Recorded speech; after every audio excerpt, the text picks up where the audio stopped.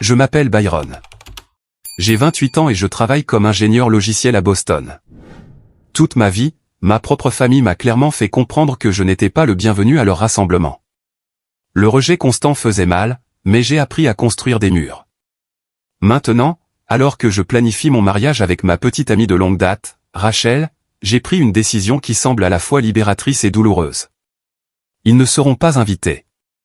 Ce à quoi je ne m'attendais pas, c'était leur réaction explosive et leurs exigences d'arranger les choses après des années à me repousser. Si vous avez déjà eu à affronter des relations familiales toxiques, appuyez sur le bouton d'abonnement et dites-moi d'où vous regardez. Ce voyage devient intense. Les graines de mon rejet familial ont été semées tôt. Je n'avais que 6 ans quand mes parents ont divorcé. Le souvenir est encore vif dans mon esprit, assis sur notre canapé bleu délavé, mes jambes se balançant au-dessus du sol pendant que ma mère expliquait que papa n'habiterait plus avec nous. Mon esprit d'enfant ne pouvait pas entièrement saisir ce que cela signifiait, mais je comprenais assez pour savoir que tout allait changer. Moins d'1 an plus tard, ma mère s'est remariée. Son nouveau mari, James, était un homme riche et prospère, propriétaire d'une chaîne de magasins de meubles haut de gamme dans tout le Nord-Est. Il avait 2 enfants de son mariage précédent, Mason, qui avait 2 ans de plus que moi, et Nora, qui avait 1 an de moins. Sur le papier, nous semblions être la famille recomposée parfaite. La réalité s'est avérée cruellement différente. Dès le début, il était clair que James me considérait comme un accessoire malheureux qui accompagnait ma mère. Il ne l'a jamais dit ouvertement, du moins pas au début, mais ses actions en disaient long. Quand il emmenait Mason à la pêche, je n'étais pas invité.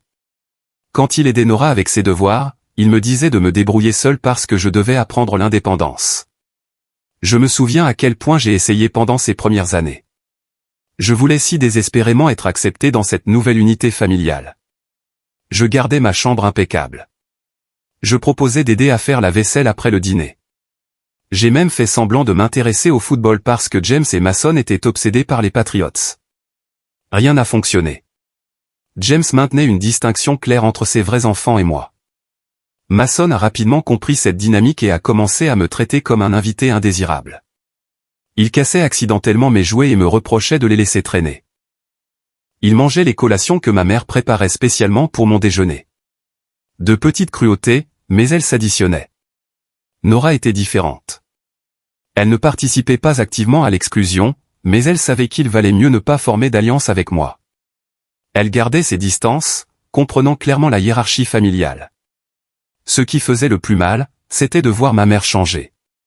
Avant le remariage, elle avait été ma protectrice acharnée, la seule personne dont je savais qu'elle me soutiendrait toujours. Mais progressivement, subtilement, elle a commencé à changer ses priorités.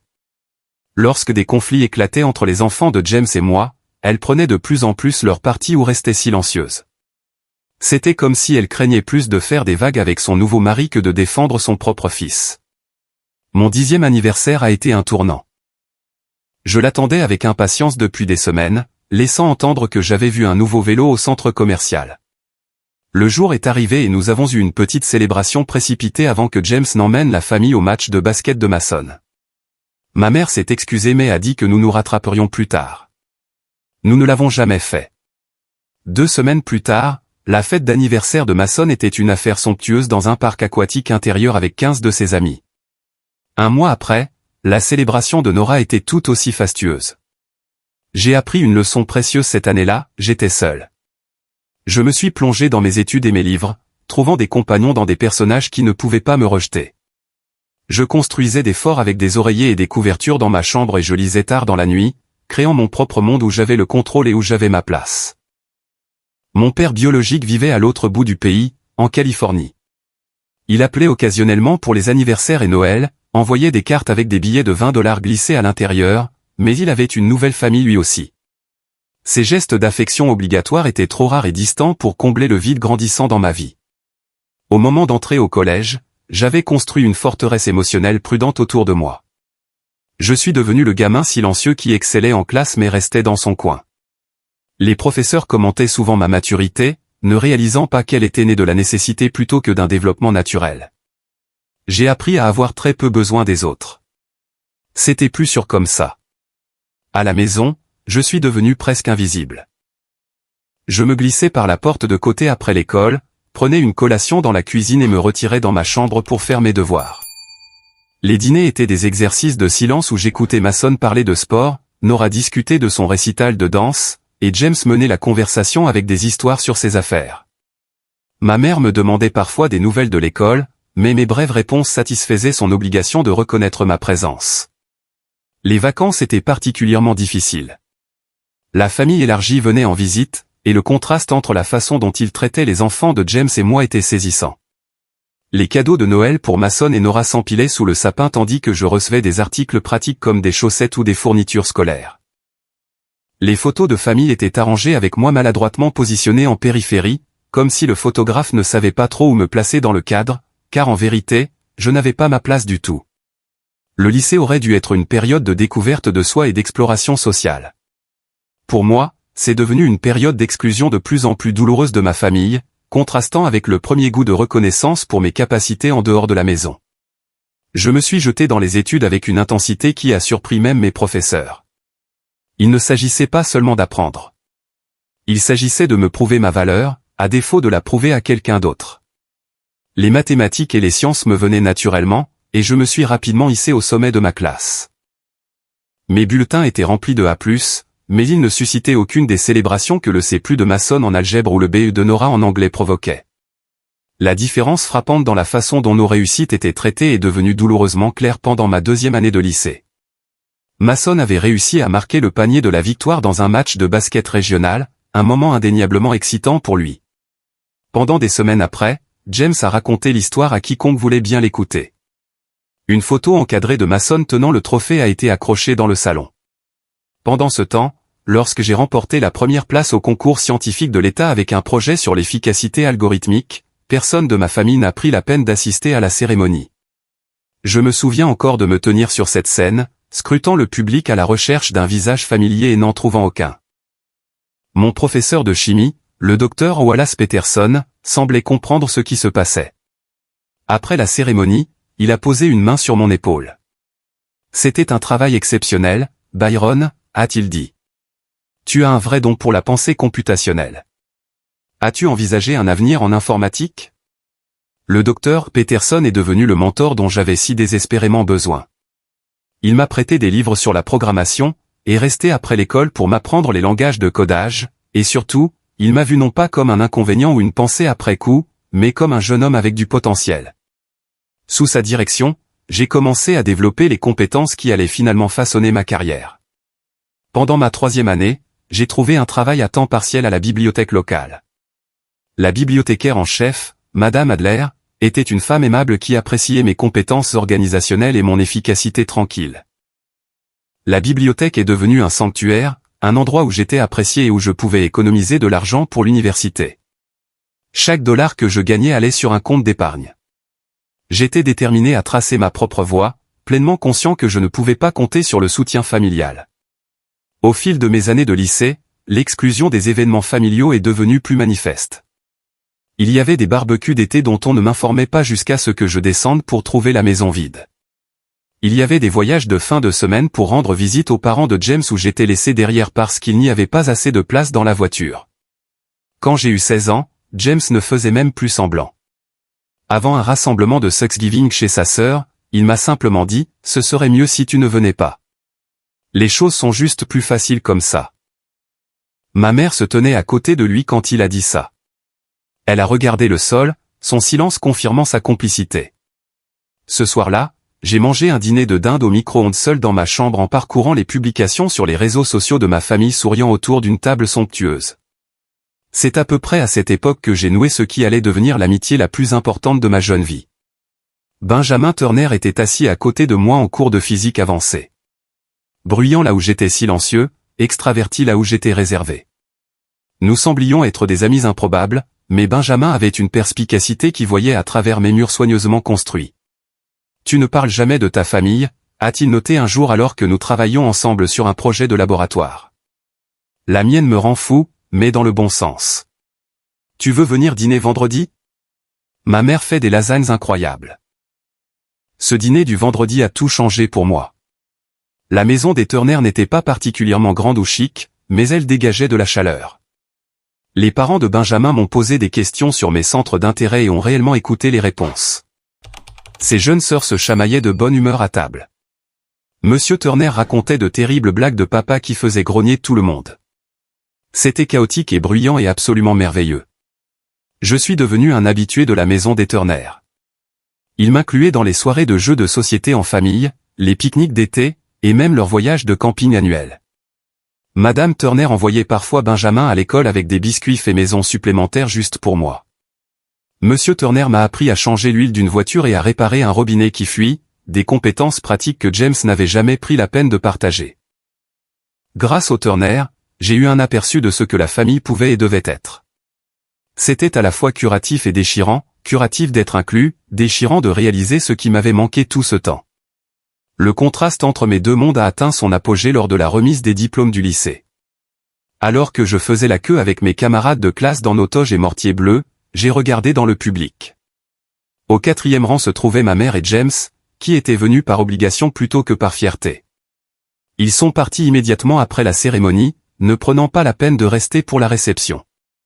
Mais au 3e rang se trouvait toute la famille Turner, tenant une pancarte faite à la main qui disait « Félicitations, Byron. Nous sommes si fiers de toi ». Le docteur Peterson était là aussi, rayonnant lorsque mon nom a été appelé en tant que major de la promotion. Ce printemps-là, j'ai reçu ma lettre d'acceptation au MIT avec une bourse complète, une réussite qui aurait dû être célébrée par n'importe quelle famille. Quand j'ai annoncé la nouvelle au dîner, James a répondu par « Eh bien, je suppose que tu n'auras pas besoin de nous demander de l'argent alors », tandis que ma mère offrait un tiède « C'est bien, chérie ». Pendant ce temps, l'acceptation de Mason dans une université d'État avec une bourse sportive partielle a été commémorée par un dîner spécial et des cadeaux. J'ai fait mes valises pour le MIT en août avec la certitude que je ne partais pas seulement pour l'université. Je laissais derrière moi le fantasme que ma famille m'accepterait un jour vraiment. Entrer sur le campus du MIT, c'était comme prendre ma première vraie bouffée d'air après des années de suffocation. Les vastes bâtiments remplis d'esprits brillants, de technologies innovantes et de possibilités infinies représentaient tout ce pourquoi j'avais travaillé. Plus important encore, personne ici ne me connaissait comme le beau-fils indésirable ou la pensée après coup de la famille. À Cambridge, je pouvais enfin être juste Byron, un étudiant avec du potentiel. Ma chambre de première année était petite mais entièrement à moi. Je l'ai décorée avec des affiches scientifiques et un petit cactus, ma première plante d'intérieur.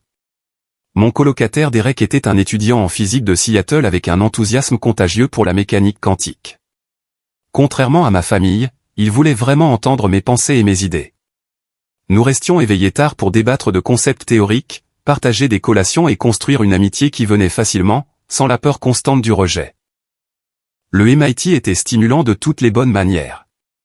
Les cours me poussaient à mes limites intellectuelles, mais pour la première fois, j'étais entouré de gens qui appréciaient les parties de moi que ma famille avait rejetées. Mes compétences en programmation, ma pensée analytique, mes capacités de résolution de problèmes, c'étaient des atouts ici, pas des inconvénients. J'ai rejoint le club de robotique et l'équipe de compétition de codage, trouvant des communautés où j'avais ma place. Les week-ends que j'avais autrefois passés à me cacher dans ma chambre étaient maintenant remplis de hackathons, de groupes d'études et de fêtes occasionnelles. Je découvrais que je n'étais pas intrinsèquement antipathique ou indigne d'être inclus. J'avais simplement été dans un environnement qui ne pouvait pas apprécier qui j'étais.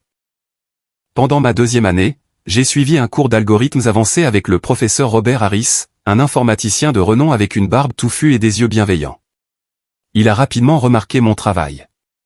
Après un devoir particulièrement difficile où j'avais développé une solution innovante, il m'a demandé de rester après le cours. Votre approche du problème du voyageur de commerce était élégante, a-t-il dit, les yeux plissés d'un intérêt sincère. Avez-vous envisagé de faire de la recherche? Sous le mentorat du professeur Harris, j'ai commencé à travailler dans son laboratoire, coécrivant finalement mon premier article académique en tant qu'étudiant de premier cycle, une réussite rare. Il m'a invité à dîner chez lui, m'a présenté à des collègues lors de conférences et m'a fourni le genre de conseil paternel que j'avais toujours désiré. Quand je lui ai partagé avec hésitation une partie de mon histoire familiale, il a écouté sans jugement. La famille, c'est compliqué, m'a-t-il dit. Mais souviens-toi, Byron, les gens qui ne voient pas ta valeur révèlent leurs limites, pas les tiennes. Pendant ma 3e année, j'ai décroché un stage dans une prestigieuse entreprise de logiciels à Cambridge. L'expérience a confirmé que j'avais trouvé ma vocation. Écrire du code, c'était comme parler une langue que j'étais né pour connaître. J'aimais sa clarté, la progression logique, la satisfaction de résoudre des problèmes complexes. J'étais bon à ça, et être bon à quelque chose qui comptait dans le monde réel a aidé à guérir certaines de mes insécurités les plus profondes. Ma relation avec ma famille est devenue de plus en plus distante. Je suis retourné à la maison pour les grandes vacances pendant mes premières et deuxième années, mais chaque visite a renforcé pourquoi j'avais été si impatient de partir. Rien n'avait changé. J'étais toujours l'étranger. Mason, qui avait abandonné l'université pour travailler dans l'un des magasins de James, était traité comme l'enfant prodige. Nora, qui étudiait le design de mode, était la prunelle des yeux de son père. Les vacances de Noël de ma troisième année ont marqué mon point de rupture. J'étais arrivé à la maison le 23 décembre, prévoyant de rester jusqu'au Nouvel An. La maison était somptueusement décorée avec un sapin de 3,5 mètres dans le hall d'entrée et des guirlandes professionnelles serpentant le long de l'escalier. Ce soir-là, je suis descendu pour trouver la salle à manger remplie d'invités, de membres de la famille élargie et de relations d'affaires de James, réunis pour une fête de Noël dont on ne m'avait pas parlé. James m'a pris à part dans la cuisine. « Nous ne t'attendions pas ce soir », a-t-il dit, sa voix basse mais empreinte d'irritation. « Pourrais-tu peut-être rester dans ta chambre ? Il y a une ambiance bizarre quand tu es avec la famille. » J'ai regardé par-dessus son épaule où ma mère riait avec la sœur de James, un verre de vin à la main. Elle a jeté un coup d'œil, nous a vu parler et a rapidement détourné le regard. « Bien sûr », ai-je dit, ma voix étonnamment stable malgré la douleur familière qui fleurissait dans ma poitrine. « Je ne vous dérangerai pas, je suis retourné dans ma chambre, j'ai fait mes valises et j'ai appelé Benjamin, qui était rentré de l'UCLA pour les vacances. » Sa famille m'a accueilli sans poser de questions, ajoutant une place supplémentaire à leur dîner de Noël, et avait même un petit cadeau pour moi sous leur sapin, une tradition de la famille Turner qu'ils avaient maintenue malgré ma présence à l'autre bout du pays. Je ne suis jamais retourné chez ma mère après cette nuit-là. Je suis resté avec les Turner jusqu'à ce qu'il soit temps de retourner au MIT, et quand les vacances de printemps sont arrivées, je suis resté sur le campus pour travailler sur mes recherches. J'ai appelé ma mère une fois pour expliquer ma décision. La conversation a été brève et tendue. « Je ne comprends pas pourquoi tu es si dramatique », a-t-elle dit. James essayait juste de rendre les choses confortables pour tout le monde. « C'est ça le problème, maman », ai-je répondu. Le confort de tout le monde a toujours compté, sauf le mien. Ce fut la dernière conversation significative que nous avons eue. Il y a eu des textos occasionnels après ça, des vœux d'anniversaire laconiques, des salutations de vacances impersonnelles, mais le prétexte d'une relation familiale avait finalement été abandonné. Ma dernière année au MIT a été la plus réussie. Je me suis entièrement concentré sur mes études, mes recherches avec le professeur Harris et mon cercle grandissant d'amis sincères. J'ai obtenu mon diplôme avec la mention summa cum laude et des offres d'emploi de plusieurs grandes entreprises de technologie. Alors que je me tenais sur scène pour recevoir mon diplôme, j'ai scruté la foule comme je l'avais fait lors de ma remise de diplôme du lycée. Cette fois, j'ai trouvé le professeur Harris, Benjamin et ses parents qui avaient pris l'avion pour la cérémonie, et plusieurs de mes amis du MIT qui applaudissaient bruyamment. Les visages qui comptaient étaient là. J'ai accepté un poste dans une grande entreprise de logiciels à Boston, choisissant de rester dans le Massachusetts plutôt que de partir pour la Silicon Valley. Comme beaucoup de mes camarades de classe, Boston était devenu ma maison, le premier endroit où je m'étais vraiment senti à ma place. En signant le bail de mon premier appartement, un petit mais moderne 2 pièces à Cambridge, j'ai ressenti un sentiment d'accomplissement qui allait au-delà du succès académique ou professionnel. J'avais construit une vie pour moi-même malgré, et non grâce à, ma famille. J'avais 22 ans et pour la première fois, j'étais complètement libre de déterminer ce que la famille signifierait pour moi à l'avenir. Boston me convenait. Le mélange de charme historique et d'innovation de pointe de la ville reflétait mon propre équilibre entre vieilles blessures et nouveaux départs. Ma carrière chez Vertex Software a prospéré, passant rapidement de développeur junior à chef de projet. Le travail m'apportait une structure, un but et une communauté d'individus partageant les mêmes idées qui respectaient mes capacités. Je me suis bâti une réputation de gars qui pouvait résoudre les problèmes insolubles. Celui qui restait tard pour aider ses collègues à déboguer leur code, le membre d'équipe que tout le monde voulait dans ses projets. En dehors du travail, j'entretenais un cercle d'amis restreint mais solide, principalement d'autres diplômés du MIT et des collègues. Nous nous réunissions pour des soirées de jeux de société, faisions des randonnées sur les sentiers autour de Boston et débattions des derniers développements technologiques autour de bières artisanales. C'était une belle vie, bien que quelque peu compartimentée. Je gardais les relations à une distance confortable, ne révélant jamais trop de choses sur mon passé. Puis vint le jour qui changea tout. C'était lors d'une conférence technologique au centre-ville, un de ces événements de l'industrie avec des tables rondes et des opportunités de réseautage que mon entreprise nous encourageait à fréquenter. J'assistais à une session sur la conception de l'expérience utilisateur lorsque le présentateur a posé une question au public. Une femme, 2 rangées devant moi, a levé la main et a offert une réponse si perspicace, si parfaitement articulée que je me suis penché en avant sur mon siège pour ne pas en perdre un mot.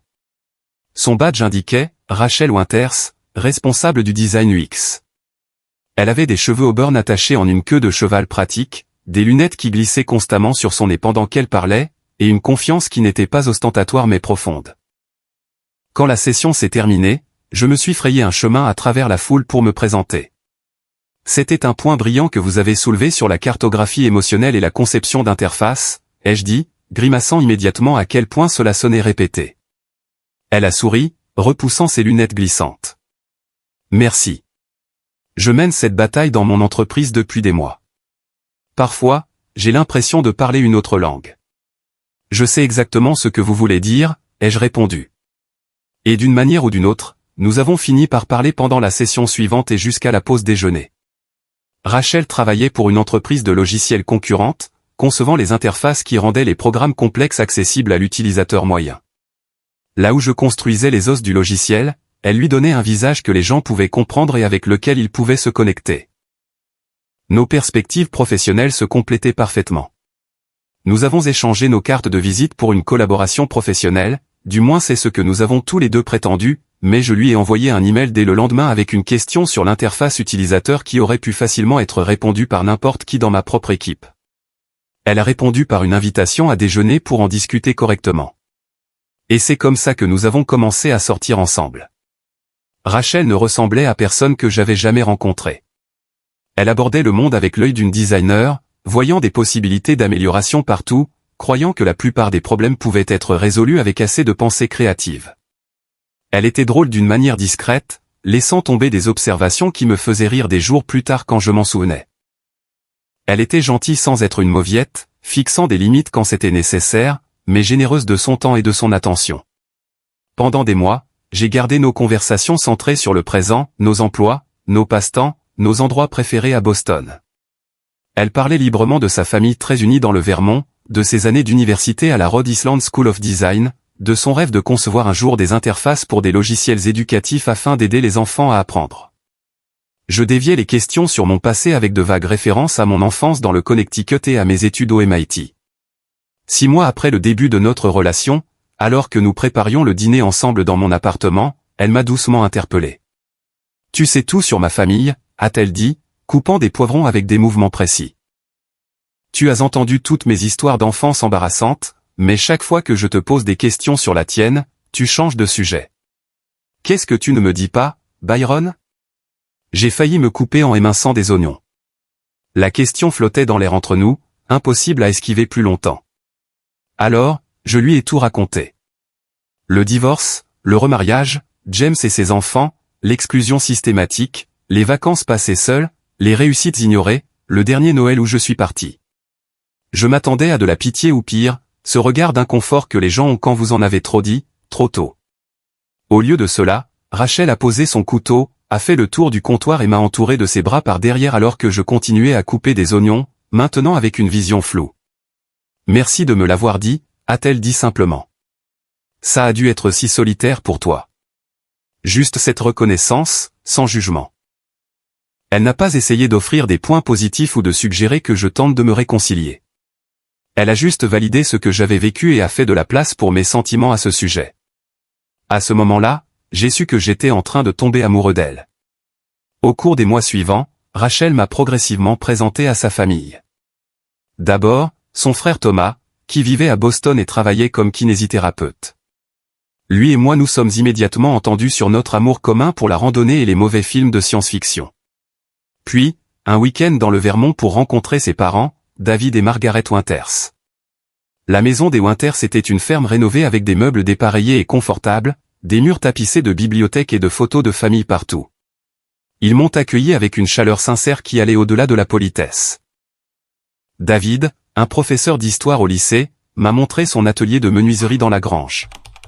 Margaret, une infirmière pédiatrique, a insisté pour que je reparte avec des boîtes de soupe et de biscuits faits maison. Ils m'ont posé des questions sur mon travail, mes centres d'intérêt, mes opinions sur l'actualité, et ils ont écouté mes réponses. Après cette première visite, David m'a envoyé des emails avec des liens vers des articles qu'il pensait que je trouverais intéressants. Margaret a envoyé des colis à notre appartement avec des notes manuscrites adressées à la fois à Rachel et à moi. Thomas a commencé à m'inviter à son match de basket du week-end, même lorsque Rachel était en déplacement professionnel. Je me sentais comme un anthropologue étudiant une culture étrangère. L'affection facile, les blagues privées, la façon dont ils pouvaient être en désaccord sans que cela ne menace leur lien, tout cela était nouveau pour moi. Parfois, je me surprenais à me retenir, attendant que le couperet tombe, qu'un signe me montre que je n'étais pas vraiment le bienvenu dans leur cercle. Tu fais partie de la famille maintenant, m'a dit Margaret un Thanksgiving, me surprenant en train de faire la vaisselle seule dans la cuisine pendant que tout le monde regardait le football. Tu n'as pas à mériter ta place ici. Ces mots m'ont frappé comme une force physique. Je n'avais pas réalisé à quel point j'avais été en représentation, essayant de me rendre utile, assez précieux pour qu'on me garde. L'idée que je pouvais simplement être accepté sans prouver ma valeur était révolutionnaire. Après 3 ans ensemble, Rachel et moi avions construit une vie qui semblait solide et réelle. Nous avions emménagé ensemble, adoptant un chat de refuge nommé Algorithme, Algo, pour les intimes, qui avait l'habitude de marcher sur les claviers aux moments les moins opportuns. Nous avions nos restaurants préférés, nos routines de week-end, un langage commun de blagues et de références privées. Nous avions traversé des changements d'emploi, un appartement inondé, la petite alerte cardiaque du père de Rachel, et nous en étions sortis plus forts. Pour notre 3e anniversaire, je l'ai ramenée au centre de conférence où nous nous étions rencontrés. J'avais pris des dispositions pour accéder à la salle de présentation maintenant vide où elle avait posé cette question perspicace. Alors que nous nous tenions à l'avant, là où les intervenants s'étaient présentés, je me suis agenouillé et je lui ai demandé de m'épouser. La bague était un saphir entouré de minuscules diamants. Le bleu avait toujours été sa couleur préférée. Oui, a-t-elle dit immédiatement, des larmes coulant derrière ses lunettes perpétuellement glissantes. Absolument oui.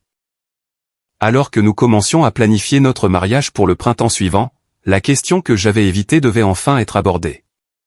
Allais-je inviter ma famille ? Planifier un mariage est stressant dans les meilleures circonstances. Pour quelqu'un comme moi, avec mon histoire familiale compliquée, c'est devenu un champ de mine émotionnel. Chaque décision, du lieu de réception à la liste des invités, m'a forcé à affronter des questions que j'avais réussi à éviter pendant des années. Rachel et moi étions assis à notre table de cuisine un soir, ordinateurs portables ouverts, feuilles de calcul affichées, essayant de créer une liste d'invités préliminaires. Elle avait déjà ajouté ses parents, son frère, ses tantes, ses oncles et une poignée de cousins dont elle était proche. Et de ton côté ? A-t-elle demandé doucement, son curseur planant sur la colonne vide avec mon nom en haut. J'ai fixé l'écran. J'ai le professeur Harris, Benjamin et ses parents. Et ta famille ? La voix de Rachel était neutre, prudente de ne pas insister, mais posant la question qui ne pouvait être évitée. Ce n'est pas ma famille, ai-je répondu, plus sèchement que je ne le voulais. Pas d'une manière qui compte. Rachel a fermé son ordinateur portable et a pris ma main. Je sais qu'ils t'ont blessé, Byron, à plusieurs reprises et profondément. Et quelle que soit ta décision, je te soutiens complètement. Mais je veux que tu sois sûr. Les mariages sont un de ces moments de la vie qui font remonter toutes sortes d'émotions. Je ne veux juste pas que tu regardes en arrière dans des années et que tu te demandes si tu aurais dû leur donner une autre chance. Son inquiétude était raisonnable, aimante même. Mais elle n'avait pas été là. Elle n'avait pas vécu les 1000 petits rejets qui s'étaient accumulés au fil des ans. Si je les invite, ai-je dit lentement, au mieux, ils viennent et rendent la journée inconfortable pour tout le monde. Au pire, ils déclinent et je me sens rejeté une fois de plus lors de ce qui devrait être le jour le plus heureux de notre vie. Je ne vois aucun scénario où leur présence ajoute quelque chose de positif. Rachel a hoché la tête. Alors c'est ta réponse. C'est notre jour et nous devrions être entourés de gens qui se soucient vraiment de nous. La décision était prise. Nous n'inviterions pas ma mère, James, Mason ou Nora. J'ai senti un poids se soulever de mes épaules une fois que cela a été réglé.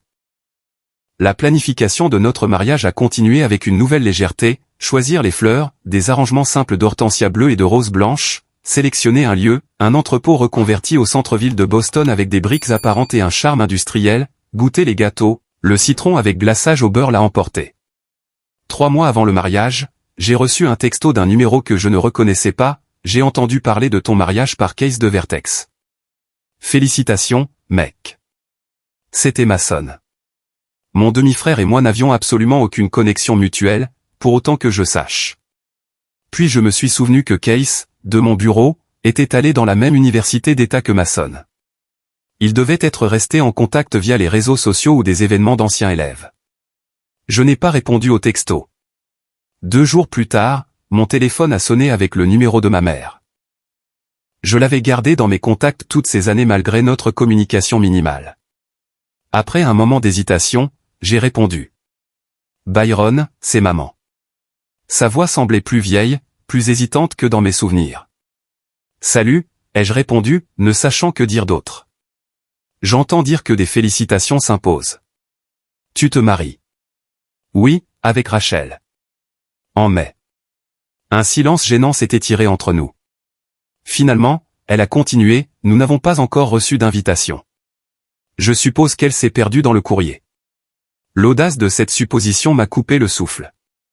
Après des années à m'exclure des événements familiaux, après avoir clairement indiqué que je n'étais pas le bienvenu, elle s'attendait à une invitation automatique à mon mariage. Elle n'est pas perdue, ai-je dit d'un ton égal. Nous avons décidé de garder la liste des invités restreinte, juste des personnes qui ont été présentes et nous ont soutenus dans nos vies. Une autre pause, plus longue cette fois. Je vois, a-t-elle dit, sa voix se durcissant.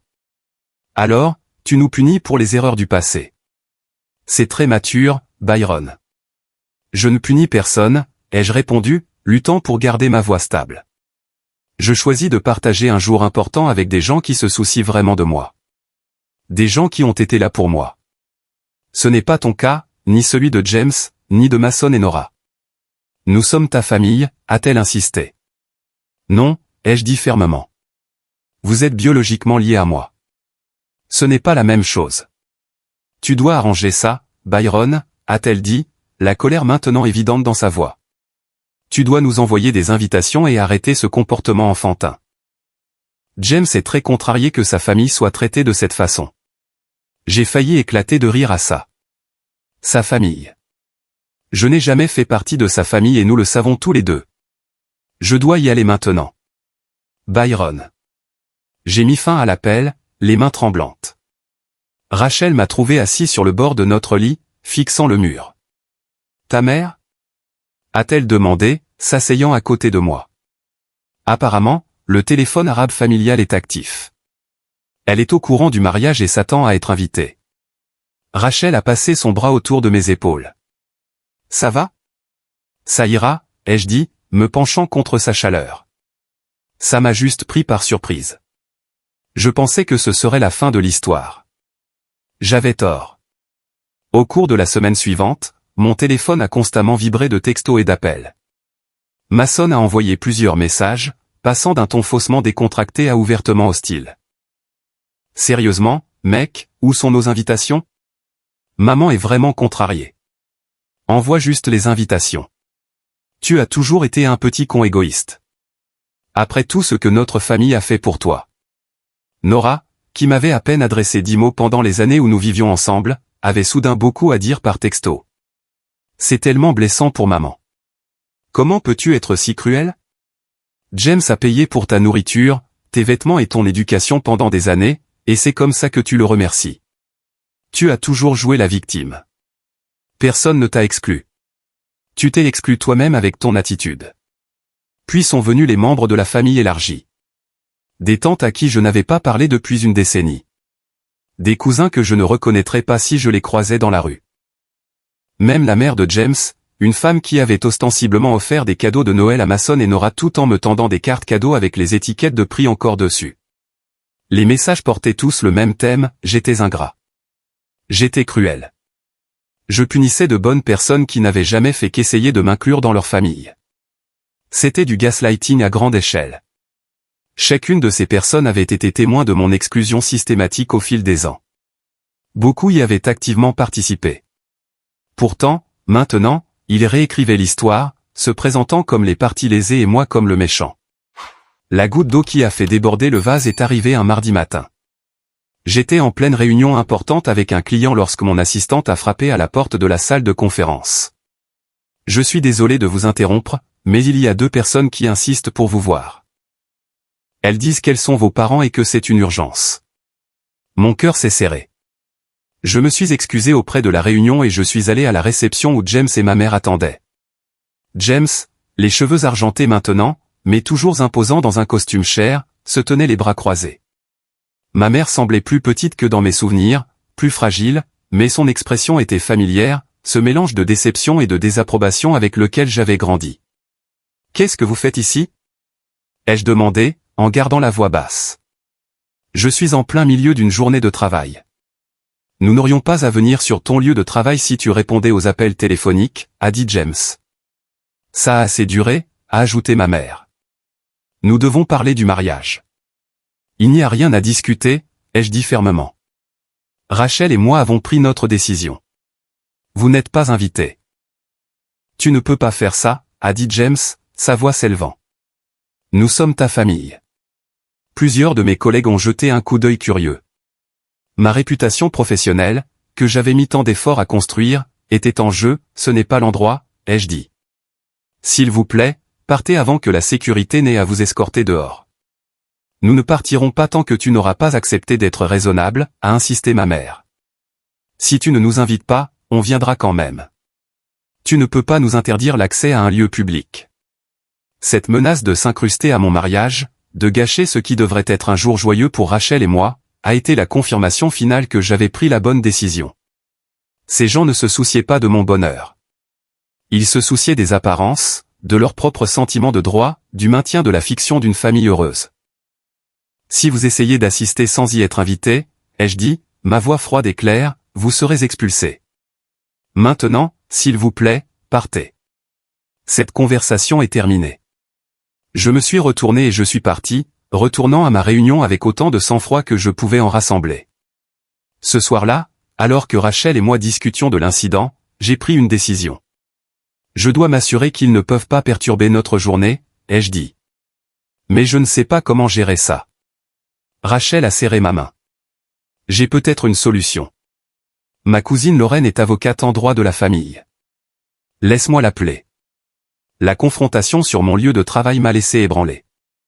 Dans les jours qui ont suivi, je me suis retrouvé à sursauter à chaque fois que mon téléphone sonnait, à scruter les foules à la recherche de visages familiers, à ressentir un sentiment d'effroi lorsque la sonnette retentissait. Le stress a commencé à affecter mon sommeil, mon appétit, ma capacité à me concentrer au travail. « Ils t'ont déjà assez pris », m'a dit Rachel un soir alors que je picorais mon dîner. « Ne les laisse pas te prendre ta tranquillité d'esprit aussi. » Elle avait raison. Mais le savoir ne rendait pas plus facile de se débarrasser de l'anxiété. Les menaces de s'incruster à notre mariage semblaient bien trop réelles, surtout compte tenu de leur volonté de se présenter à mon bureau sans prévenir. Qu'est-ce qui les empêcherait de passer à l'acte? La cousine de Rachel, Lorraine, a accepté de nous rencontrer à son cabinet d'avocat au centre-ville. Une femme élégamment vêtue avec une attitude pragmatique. Elle a écouté attentivement pendant que j'expliquais la situation. Malheureusement, ce genre de drame familial autour des mariages n'est pas rare, a-t-elle dit quand j'ai fini. Mais la visite sur le lieu de travail et les menaces de s'incruster à l'événement, ça dépasse les bornes. Que pouvons-nous faire, a demandé Rachel. Vous avez des options, a répondu Lorraine. L'étape la plus immédiate est d'engager des agents de sécurité pour votre lieu de réception, des professionnels qui peuvent vérifier discrètement les invités par rapport à votre liste approuvée et gérer tout visiteur indésirable. J'ai hoché la tête. Cela semblait être une précaution pratique. Au-delà de cela, a poursuivi Lorraine, nous pourrions envoyer une lettre de cessation et d'abstention formelle. Ce n'est pas juridiquement contraignant en soi, mais cela établit une trace écrite montrant que vous leur avez explicitement demandé d'arrêter de vous contacter et de rester à l'écart de votre mariage. Est-ce que ça marcherait vraiment, ai-je demandé, sceptique. Ça dépend, a dit Lorraine. Pour les personnes raisonnables, une lettre sur papier à en-tête juridique suffit souvent à les faire reconsidérer leurs actions. Pour les autres, elle a haussé les épaules, au moins, cela les avertit que vous êtes sérieux et prêt à prendre des mesures légales. Et s'il l'ignore, alors nous pourrons discuter d'options plus sérieuses comme une ordonnance restrictive. Mais commençons par la lettre et voyons ce qui se passe. J'ai accepté et Lorraine a rédigé un document qui était à la fois professionnellement froid et d'une clarté saisissante. Il demandait formellement à ma mère, James, Mason, Nora et plusieurs membres de la famille élargie de cesser tout contact avec Rachel et moi, de se tenir à l'écart de notre domicile et de nos lieux de travail, et de ne faire aucune tentative pour assister à notre mariage. Il décrivait les conséquences juridiques potentielles s'il ne se conformait pas. Quand j'ai lu la version finale, j'ai ressenti un étrange mélange de tristesse et de soulagement. Il y avait quelque chose de si définitif à voir tout cela exposé en langage juridique, la documentation officielle d'une relation familiale irréparable. « Tu n'es pas obligé de faire ça », a dit Rachel doucement, observant mon visage pendant que je lisais. « Nous pouvons trouver un autre moyen. » J'ai secoué la tête. « Non, c'est nécessaire. » J'ai essayé de fixer des limites avec des mots seuls. Il n'écoute pas. Peut-être que cela passera. Les lettres ont été envoyées par courrier recommandé avec accusé de réception. 3 jours plus tard, mon téléphone a sonné avec le numéro de ma mère. Après un moment d'hésitation, j'ai répondu et mis le haut-parleur pour que Rachel puisse entendre. Une lettre de cessation et d'abstention. Vraiment, Byron ? La voix de ma mère était tendue de colère. Tu menaces d'engager des poursuites judiciaires contre ta propre famille. Vous vous êtes présenté sur mon lieu de travail, ai-je répondu calmement. Vous avez menacé de vous incruster à mon mariage. Vous m'avez harcelé d'appels et de messages pendant des semaines. La lettre vous demande simplement d'arrêter. C'est plus que blessant, a-t-elle dit. Je ne t'ai pas élevé comme ça. Vraiment, ai-je demandé. La question couvait en moi depuis des années. M'as-tu vraiment élevé pour que je me respecte ? Parce que de mon point de vue, tu m'as appris à accepter d'être traité comme moins que rien. Tu m'as appris que je devrais être reconnaissant pour des miettes d'attention pendant que Mason et Nora avaient tout le banquet. Ce n'est pas juste, a-t-elle protesté. Nous t'avons toujours inclus. Non, vous ne l'avez pas fait, ai-je dit fermement. Et ce qui est le plus douloureux, c'est que tu sais que c'est vrai, mais tu ne l'admettras pas. Pas même maintenant. Il y a eu une longue pause. Quand elle a repris la parole, sa voix était différente, plus petite, sans le ton défensif. Je sais que je n'ai pas toujours été la mère que tu méritais, a-t-elle dit doucement. Après le divorce, j'avais si peur d'être seule. James offrait la sécurité, la stabilité. Il avait des conditions, cependant. Il était particulier sur la façon dont il voulait que notre famille fonctionne. Et je ne correspondais pas à sa vision, ai-je complété. Ce n'était pas si simple, a-t-elle soupiré. Mais j'aurais dû mieux te protéger. Je le vois maintenant. Pendant un instant, j'ai senti une lueur de la connexion que nous avions eue autrefois, il y a longtemps, avant que James n'entre dans nos vies. Mais ensuite, elle a continué, c'est pourquoi tu dois mettre ça derrière toi maintenant. Envoie les invitations, Byron. Montre que tu as dépassé tout ça. Fais preuve de grandeur d'âme. Et juste comme ça, le moment était passé. Même maintenant, dans ce qui aurait dû être des excuses, elle me mettait la responsabilité de tout arranger, de faire la paix, de accommoder les personnes même qui m'avaient rejeté à plusieurs reprises. Je ne peux pas faire ça, ai-je dit. Non pas parce que je garde rancune, mais parce que j'ai enfin appris ce que la famille devrait être. Ce sont des gens qui vous soutiennent, qui sont là pour vous, qui vous font sentir apprécié plutôt que toléré. C'est ce que j'aurai à mon mariage. Alors, c'est ta réponse finale. Après tout ce que nous avons fait pour toi. Oui, ai-je dit simplement. C'est ma réponse finale. Alors, j'espère que tu pourras vivre avec ta décision, a-t-elle répondu, sa voix de nouveau froide. Au revoir, Byron. L'appel s'est terminé. Rachel, qui était assise à côté de moi pendant toute la conversation, a pris ma main. Ça va, a-t-elle demandé. J'y ai réfléchi un instant. En fait, oui. Pour la première fois depuis longtemps, je pense que ça va. Quelque chose avait changé dans cette conversation. Ma mère avait brièvement reconnu ses manquements, même si elle ne pouvait pas les assumer pleinement. Et j'avais énoncé mes limites clairement, sans colère ni excuse. C'était comme la clôture d'un chapitre qui était resté en suspens trop longtemps. Dans les semaines qui ont suivi, il n'y a plus eu d'appels, plus de textos, plus de visites inattendues. La lettre avait fonctionné, ou peut-être que cette dernière conversation avait finalement clarifié ce que j'essayais de dire depuis des années. J'en avais fini de chercher l'approbation de personnes fondamentalement incapables de la donner. Nous avons engagé des agents de sécurité pour notre lieu de mariage, comme Lorraine l'avait suggéré, des professionnels discrets qui vérifieraient les invités par rapport à notre liste et géreraient toute perturbation sans créer de scène. Nous avons également donné des photos des membres de ma famille au personnel du lieu, au cas où. À l'approche de notre jour de mariage, je me suis retrouvé à penser moins à ma famille biologique et plus à la famille que nous étions en train de créer. Rachel et moi, soutenus par ses parents qui m'avaient accueilli sans réserve, mon mentor, le professeur Harris, qui avait cru en moi quand personne d'autre ne le faisait, Benjamin et ses parents, qui m'avaient montré ce que la famille pouvait être, des collègues qui étaient devenus des amis, et des amis qui étaient devenus une famille. La veille de notre mariage, le père de Rachel, David, m'a pris à part pendant le dîner de répétition. « Je sais que demain pourrait faire remonter des sentiments compliqués pour toi, a-t-il dit, sa main sur mon épaule. Je veux que tu saches à quel point nous sommes fiers de t'accueillir comme gendre. Tu es un jeune homme remarquable, Byron. N'importe quelle famille aurait de la chance de t'avoir. » Ces mots, si simples et sincères, m'ont fait monter des larmes inattendues aux yeux. Toutes ces années à me sentir indésirable, et voilà cet homme qui n'avait aucune obligation biologique envers moi, m'offrant la validation paternelle que j'avais si longtemps désirée. « Merci », ai-je réussi à dire. « Cela signifie plus que vous ne l'imaginez. » David a souri, ses yeux se plissant au coin de la même manière que ceux de Rachel. « La famille, ce n'est pas une question de sang, fiston. C'est une question de qui est là, et qui sera toujours là pour toi et Rachel. Souviens-toi de ça. » Alors que nous nous séparions ce soir-là, Rachel pour rester avec ses parents selon la tradition, moi pour notre appartement, j'ai ressenti un profond sentiment de paix. Le drame familial qui avait consumé tant de mon attention ces derniers mois ne semblait plus important. J'allais épouser la femme que j'aime demain, entourée de gens qui se souciaient sincèrement de nous. Que pourrait-on demander de plus?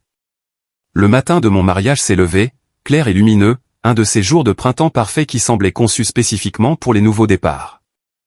Debout devant le miroir de ma chambre d'hôtel, ajustant ma cravate pour la 10e fois, j'ai été frappé par une prise de conscience, je n'étais pas nerveux à propos de la cérémonie elle-même.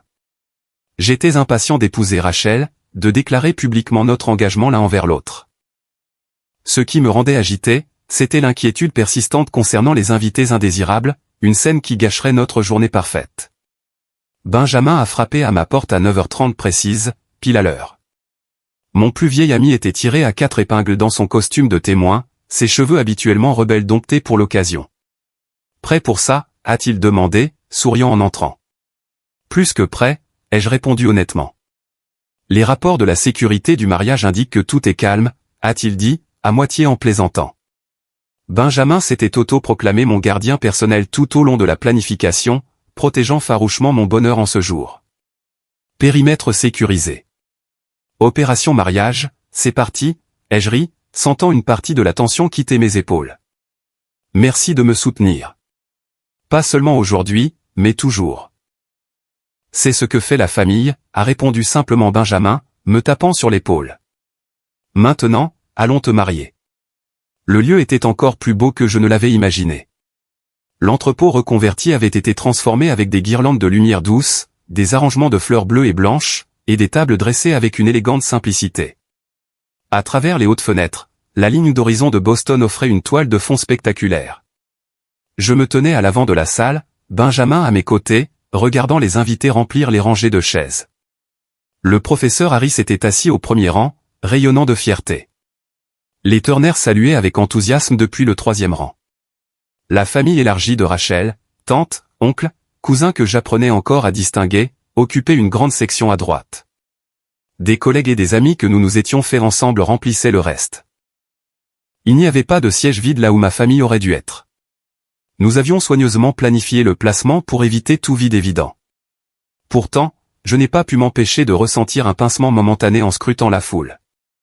Pas du regret exactement, mais la reconnaissance de ce qui aurait dû être dans un monde plus bienveillant. La musique a changé, signalant le début de la procession. Thomas a escorté sa mère jusqu'à l'hôtel, suivi de la cousine de Rachel, Lorraine, avec son mari. Puis est venu le moment que j'attendais. Les portes se sont ouvertes et là se tenait Rachel au bras de son père. Sa robe était simple et élégante, ses cheveux auburn relevés avec quelques mèches encadrant son visage. Ses lunettes perpétuellement glissantes avaient été remplacées par des lentilles de contact pour la journée, me permettant de voir clairement ses yeux alors qu'il trouvait les miens à travers la pièce. Le regard que nous avons échangé à ce moment-là contenait tout, notre passé, notre présent, notre avenir, tout l'amour et la compréhension qui nous avaient amenés à ce point. Selon la tradition, David devait accompagner Rachel jusqu'à l'autel et la donner. Mais Rachel avait suggéré une modification à cette partie de la cérémonie qui m'avait profondément touché. Quand ils sont arrivés à l'avant, David m'a également étreint. « Deux pères devraient se tenir ici aujourd'hui », a-t-il murmuré, pour mes oreilles seulement. Comme l'un n'est pas là, sache que je suis assez fier pour deux. La cérémonie elle-même s'est déroulée dans un flou d'émotions. Nous avions écrit nos propres vœux, des promesses qui reconnaissaient le parcours spécifique qui nous avait réunis. Rachel a parlé de construire un foyer où nous aurions tous les deux toujours notre place, de créer une famille définie par l'amour plutôt que par l'obligation. J'ai promis de chérir le don de sa confiance, de ne jamais tenir pour acquis la famille que nous étions en train de créer ensemble. La famille que nous choisissons est la famille la plus forte de toutes, ai-je dit, ma voix stable malgré l'émotion derrière les mots. Et je te choisis, Rachel, aujourd'hui et chaque jour à venir.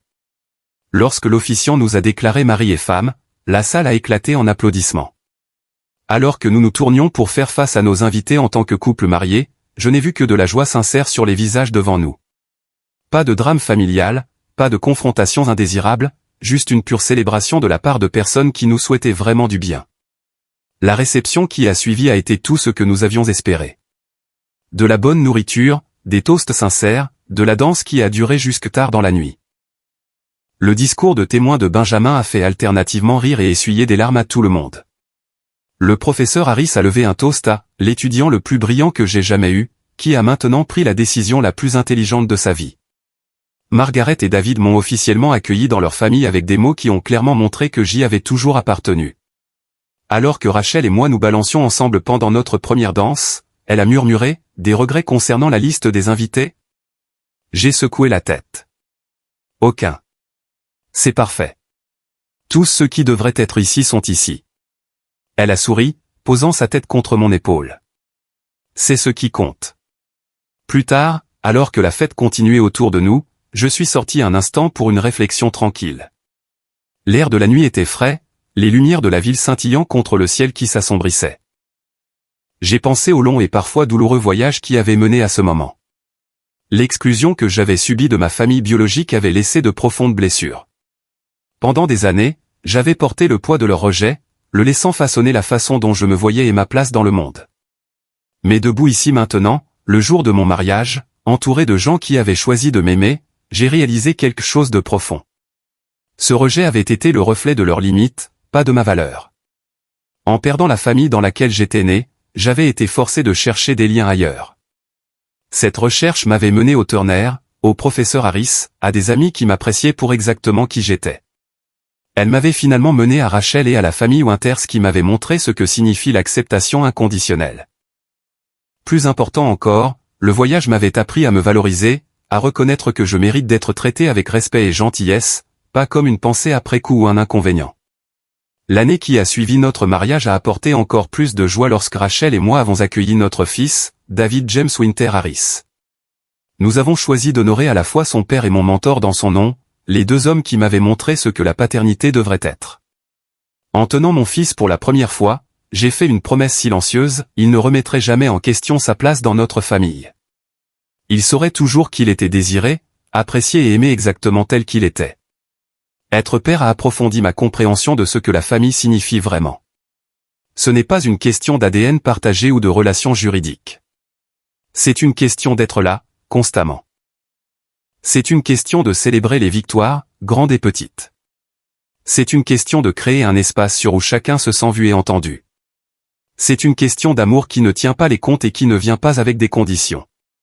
Je me demande parfois ce qu'il est advenu de ma famille biologique. J'ai entendu par Benjamin que ma mère et James ont déménagé en Floride après qu'il a vendu son entreprise. Mason travaillerait maintenant pour une entreprise d'articles de sport. Nora est mariée et a un enfant. Je leur souhaite du bien, sincèrement, mais je ne regrette pas d'avoir maintenu les limites que j'ai établies. Parfois, La chose la plus aimante que vous puissiez faire pour vous-même et pour les autres est de reconnaître quand une relation ne peut pas être saine. Parfois, la famille que vous construisez à partir de zéro est plus forte que celle dans laquelle vous êtes né. Parfois, les décisions les plus difficiles mènent à la plus grande paix. Si vous êtes resté avec moi tout au long de cette histoire, peut-être avez-vous vécu votre propre version du rejet familial ou de l'acceptation conditionnelle. Si c'est le cas, je veux que vous sachiez ceci, vous méritez mieux. Vous méritez d'être entouré de personnes qui reconnaissent votre valeur, qui célèbrent vos succès, qui sont là quand vous en avez besoin. Parfois, trouver cela signifie faire des choix difficiles et fixer des limites fermes. Avez-vous déjà eu à choisir entre l'obligation familiale et le respect de soi? Votre définition de la famille a-t-elle évolué avec le temps? J'adorerais lire vos réflexions dans les commentaires ci-dessous.